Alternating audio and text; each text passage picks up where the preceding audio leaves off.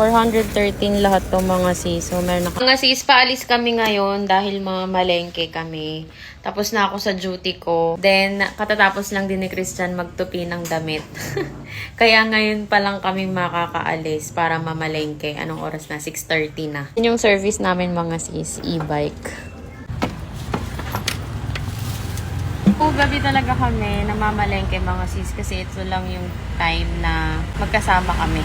Ang duty kasi niya is graveyard. Ako naman sa umaga. Medyo malapit na kami sa palengke mga sis.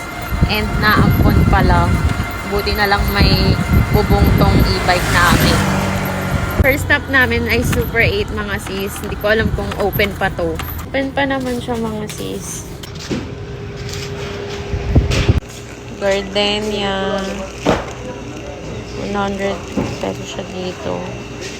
High fiber whole wheat bread. Ang expiration is January 11, 2026 pa. Next is alcohol. Long items lang yung binili namin. Okay lang, hindi pa nila maano. Tayo ay naka 232.50. 6.75 ang discount. 148. Ilang piraso? 5 piraso. Hindi pa hinog yung mangga mga siso. Hindi makita. Basta hindi pa siya hinog. Yan pa siya. Color green pa.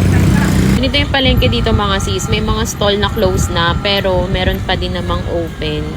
Ibang stall dito ata is 24/7 bukas eh. 62 pesos. Wow! 62 pesos lang mga siso. Saging na lakatan. Magkano per kilo? 60 per kilo. Wow, ang mura. Ito kami sa suki namin sa mga gulay. Magkano per kilo lang sa bangis? 30 to 35 daw per kilo ng saba mga sis. 40 pesos lang to. 30 per kilo. Ayan, may kamatis, kalamansi, onions, garlic, luya. Ayan, dito kami bumibili. May mga gulay din sila. 413 lahat to mga sis. So, meron na kaming nabiling kamatis, sibuyas, bawang, onions, kalamansi, luya. Tapos sa gulay, ang palaya pa lang yung nabibili namin, dalawa.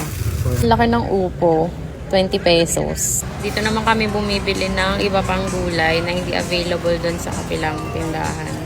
35 pesos, 1/4 na munggo mga sis. My favorite, broccoli, 230 per kilo na lang ngayon. Dati is 300 to 320 per kilo. And dalawa na yung nabili ni Christian, 163 ang nabayaran nyo. Diba? Nakauwi na kami mga sis. And ito lahat yung napamili namin. Ito naman sa Super 8. Ito bukod natin kasi sabon yan. Ito na lahat yon. Upo, broccoli, saging na lakatan. Ito naman sari-sari. May sibuyas, bawang, kalamansi, kamatis, bigat. Saging na saba. Bumili pa si Christian ng saging na saba. Wala, muntikan ng pisat tong mangga.